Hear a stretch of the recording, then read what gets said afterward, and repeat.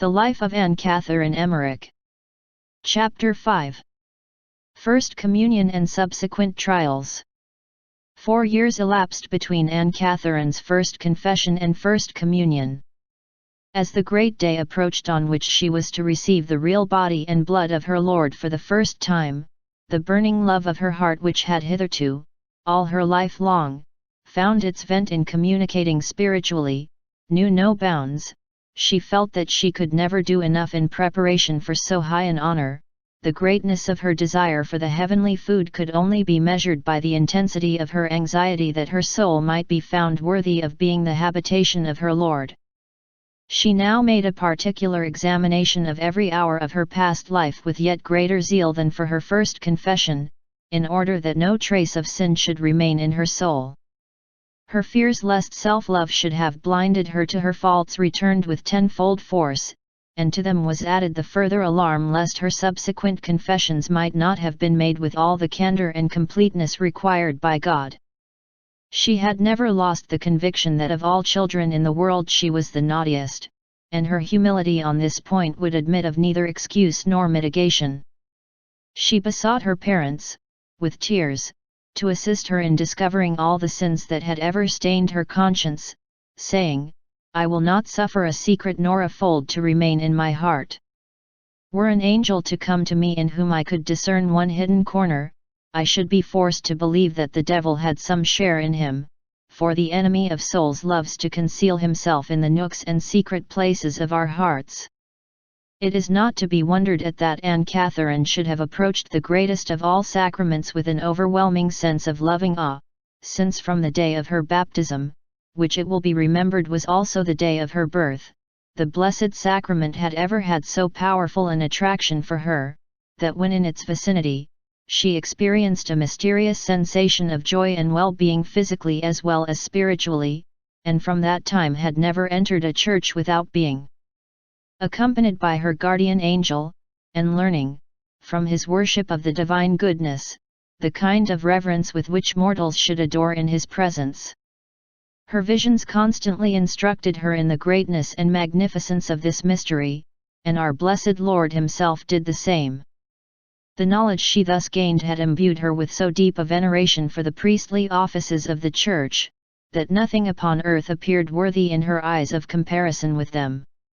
When kneeling before the altar, she dared not in the fervor of her devotion so much as look to the right or to the left, but with eye and heart fixed upon the holiest of holies, the deep recollection of her soul blending with the solemn stillness of the sacred spot, she spoke with sweet and loving familiarity to the Blessed Sacrament, telling her Lord all her wants very simply, and joining with the Church in her hymns of praise.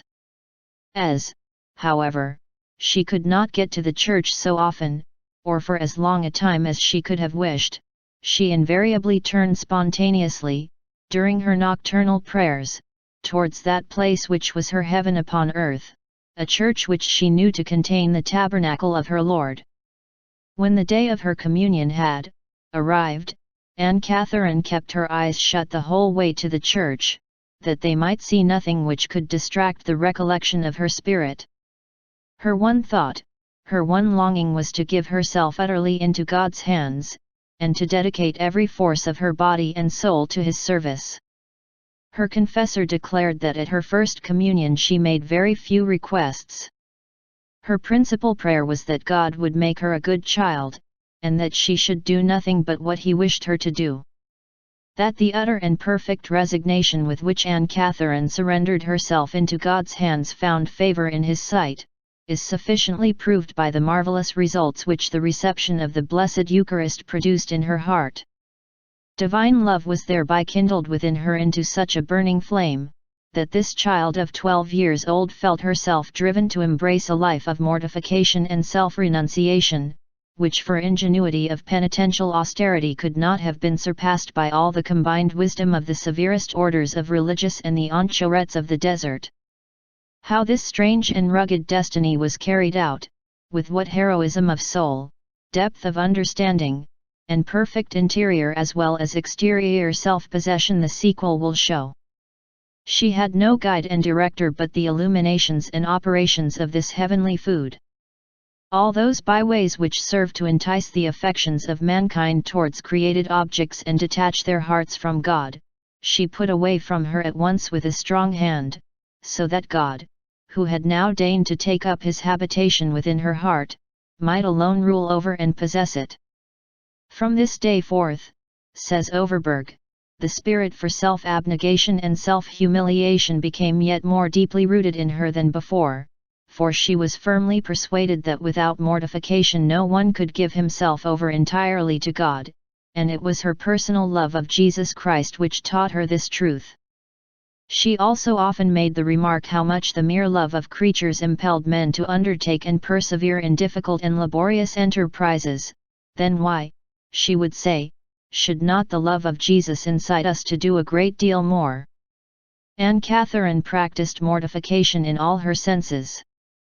Her eyes she mortified by turning them away or lowering them if any object presented itself which could encourage curiosity or give pleasure, doing this especially in church, where she allowed them no freedom whatever, saying to herself, "Do not look at this or that, you will lose your interior recollection, or, you might take too much pleasure in what you see. And what good would it do you when you have looked at it? Leave it alone, out of love to God." In the same way, if there was anything new or amusing related in her hearing, she would stop her ears, offering the pleasure she denied herself to God.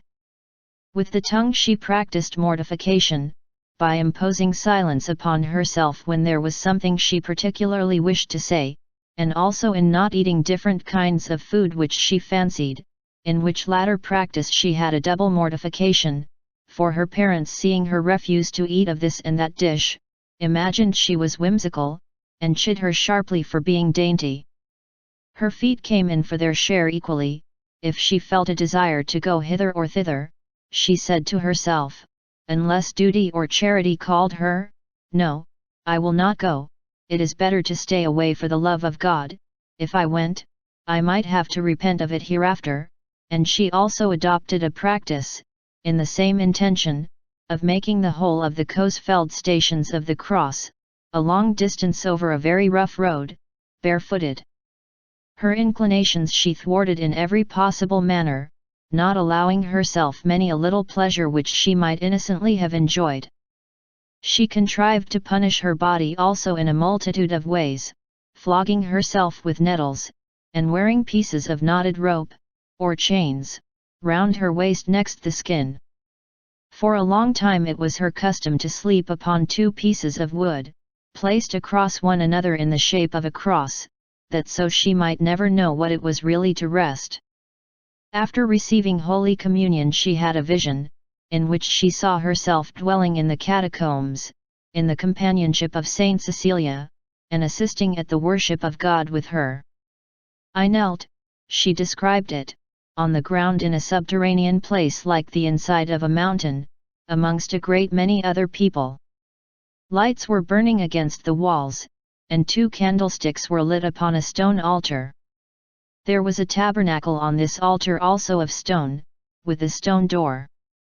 A priest said Holy Mass, and the people made the responses. Towards the end of Mass he opened the tabernacle, and took out thence a chalice, which contained the Blessed Sacrament, gave the sacred particles to the people one after another, upon little white cloths, which cloths they folded carefully and laid next their hearts. After this they all dispersed and went away." This vision seems to have been an assurance to Anne Catherine that God had heard her prayers and had accepted the offering of herself, body and soul, which she had made to him, showing that the purity of her heart and the severity of her life made her worthy of taking place amongst that band of ancient Christians who derived courage to face the martyr's death by a worthy reception of the Divine Eucharist, showing also that her own life was, henceforth, to be a perpetual martyrdom, the strength for enduring which she was ever to draw from the same life-giving fountain. Like Saint Cecilia, she was in later times to suffer a grievous if yet an unbloody persecution for the faith, and would have to publicly stand forth and glorify her Saviour with all the heroism of the Virgin Martyr of old, when innumerable tongues of men would deny and forsake him. The first part of the time which elapsed between each communion was devoted by Anne Catherine to thanksgiving, and the second part to preparation for her next reception of the Blessed Eucharist. She invited all the saints to assist her in praising and thanking God, and begged them to join with her in her supplications. She implored of Almighty God that He would deign Himself, by His love to Jesus and to Mary, to prepare her heart to receive His beloved Son worthily. The second time she approached the holy table, an occurrence befell her which was apparently the symbol of her future relations with the Blessed Sacrament, and also of the graces and blessings she should draw down thence upon herself and others. Upon the occasion in question she was to set out for Coesfeld with her mother before daybreak, in order to communicate there, and, as she went to put on her best clothes, always kept in her mother's chest, she perceived in taking them out, a number of small loaves of fine white flour lying amongst the things. At first she thought her mother must have put the bread there to try her, but she soon found there was such a quantity of them that she had to unpack the whole box before she could count the loaves. Hardly had she replaced them in the chest, when her mother came back to inquire angrily what was the cause of her delay, and hurried her so much, that she forgot to put on a neck handkerchief. She did not notice the omission until they had got some distance along the road, when she dared not run back for it, and so followed a little way behind her mother, in terror lest the latter should turn round and discover that she was not properly dressed, and praying with all her might for assistance in the difficulty. Suddenly, as her mother was walking carefully over a slippery place in the road, and in the act of giving the child her hand to help her along, before she could look round, Anne Catherine felt a handkerchief put about her neck. Joy and astonishment at this sudden answer to her prayer made her so bewildered, that she could scarcely keep pace with her mother, who, as usual, reproved her sharply for her strange behavior. The moment she arrived at the church, she hastened weeping to make a confession of the curiosity which had led her to take the bread out of the chest. At the same time her ardent longing to receive the Holy Eucharist burned within her like a furnace, and she felt an indescribable fiery glow of heat within her breast, and upon her tongue. This she thought was sent her as a punishment for being inquisitive, and she soon got so frightened at it, that she applied a little picture on parchment of the 5 wounds, which she possessed and valued very highly, to her tongue, in hopes that it would cure the burning sensation. It did so in some degree, but on going up to receive Holy Communion, she beheld the sacred particle, surrounded with what seemed to be a brilliant light, come towards her and disappear in her heart at the same moment in which she received the Blessed Sacrament upon her tongue from the hand of the priest. Then tongue and breast began to glow with a still fiercer heat than before, and this sensation remained in her mouth all the way back from the church to Flamsk. On nearing home she was filled with a new dread, for she had discovered that the handkerchief she was wearing was a great deal prettier than her own. "It has a fringe, what will my mother say?" she thought. The moment she reached the cottage she laid it upon her bed in fear and trembling, but on turning round to look at it again, to her great comfort the handkerchief had vanished, without her mother ever having perceived it. We may interpret the allegory of the fine white loaves, which were visible to Anne Catherine only, as signifying the rich gifts which were hers in reward for her good preparation for communion, and which she should distribute as spiritual food and drink to countless hungry and thirsty souls, and the bread lying concealed under her clothing, may have meant gifts and graces, which being hidden within her heart, were increased 100-fold by her own cooperation. It seems, too, that those who were the most needy, were to receive the largest share in her bounties, namely, the holy souls in purgatory, for whom she was accustomed to give all her actions and prayers in perpetual suffrage. The gratitude of the holy souls was often evinced by their interceding on her behalf as far as lay in their power, and it was to their aid that Anne Catherine considered herself indebted for the handkerchief. At this period her confessor was an old ex-Jesuit, Father Widener, by name, of whom she once related as follows: "Father Widener, my confessor, lived with his sisters in Coesfeld. On Sundays I had always to go to early Mass that I might remain at home to cook whilst the others went to High Massachusetts. Coffee was not so generally used at that time as it is now, and therefore, if I had been able to save a couple of pieces of silver during the week, I used to run round after Mass to the Sisters Widener, who sold coffee, and have a good cup made ready for my parents when they came back from church, as a pleasant surprise. I was very fond of going to that house, for the good old father and his two sisters led such a pious, happy life together, and were so gentle and kind to each other, it did me good to see them. As soon as Anne Catherine had received that bread of the strong, which, through her steady, unfaltering confidence in God, rendered her powerful enough to withstand and conquer all the attacks of the evil one, God permitted that she should be exposed to his persecutions, for her greater perfection. There was soon not a means in his power which the devil did not employ to turn her aside from her earnest aspirations after perfection, but all in vain. She despised alike his cunning, malice, and power, and the deeper grew her humility, the less could she comprehend how it was possible that Satan should be capable of instilling terror into a soul. Before this time his efforts to gain an entrance into her heart had been limited to disturbances during her nightly prayers as, for instance, when she and her eldest brother, also a singularly pious child, were praying together on their knees, and with outstretched arms, beside their little beds, the room would be filled with a bright light, and Anne Catherine lifted up in the air, as her brothers several times witnessed, whilst a voice would be heard, bidding them go back to bed, which the boy, trembling with terror, obeyed, but his sister only prayed the longer, and more fervently, until the evil spirit departed in chagrin, and left them in peace. Now, however, the devil discarded all masks, and laid in ambush for her soul behind the corporeal dangers with which he sought to terrify the child.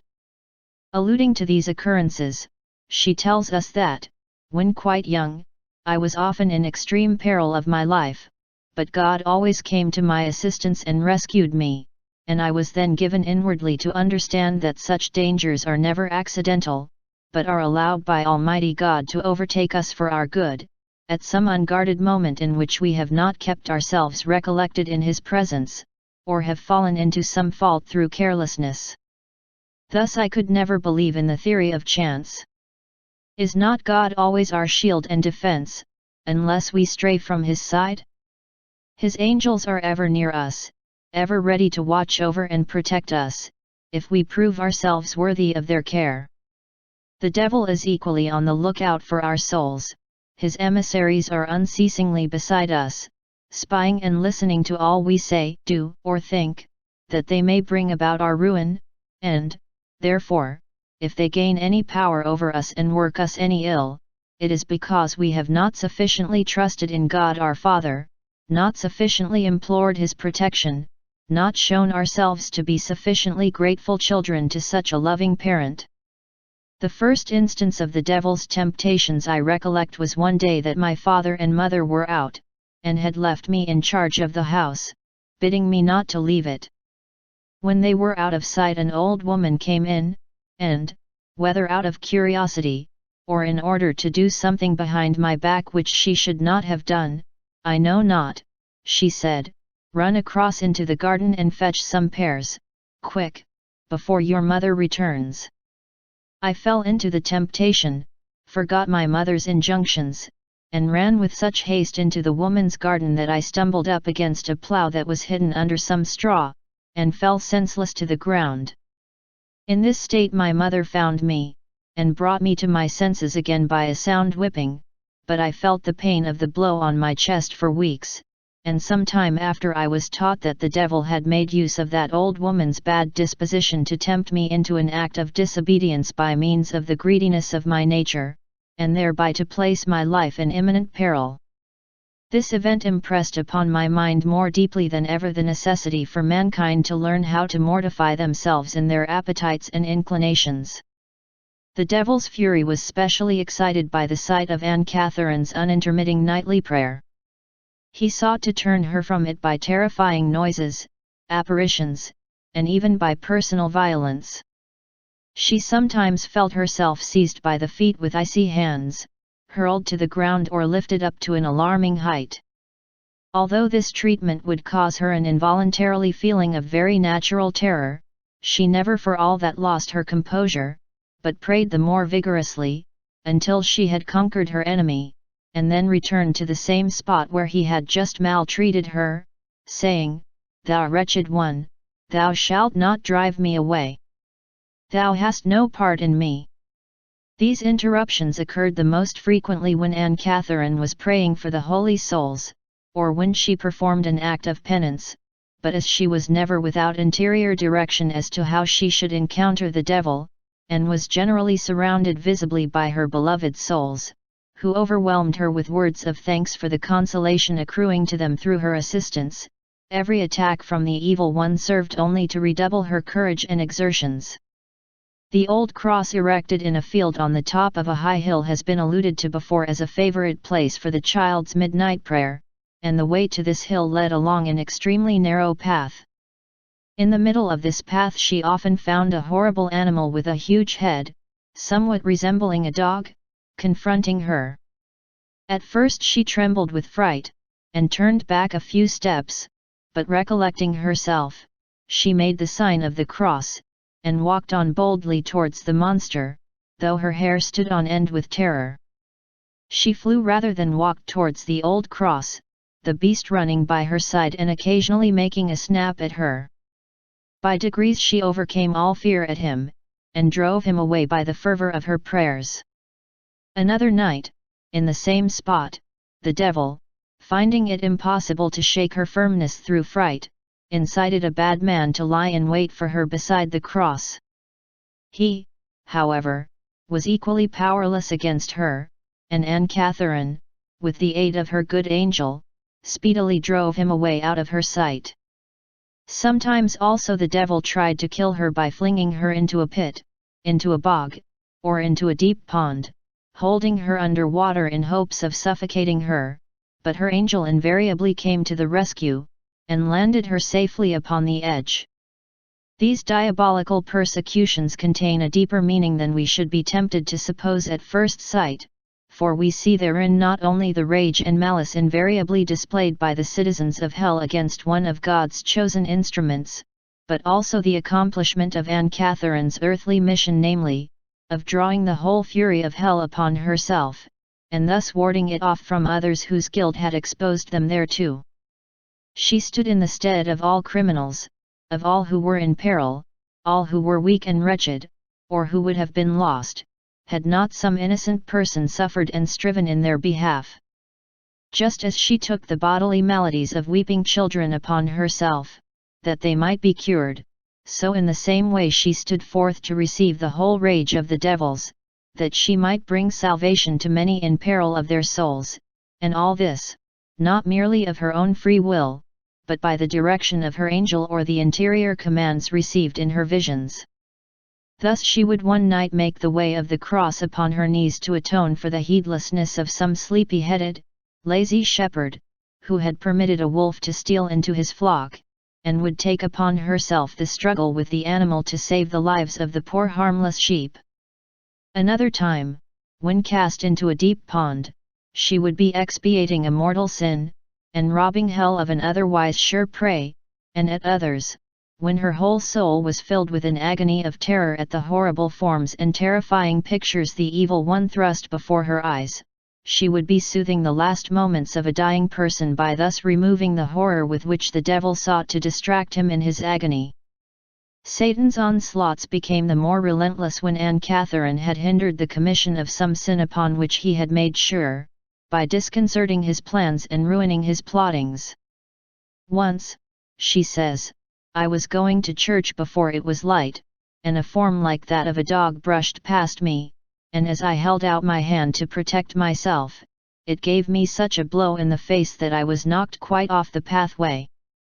Whilst I was in church my face, where I had been struck, and my hand, swelled enormously, and broke out in blisters, so that by the time I got home I was quite unrecognizable, until I had washed them well with holy water.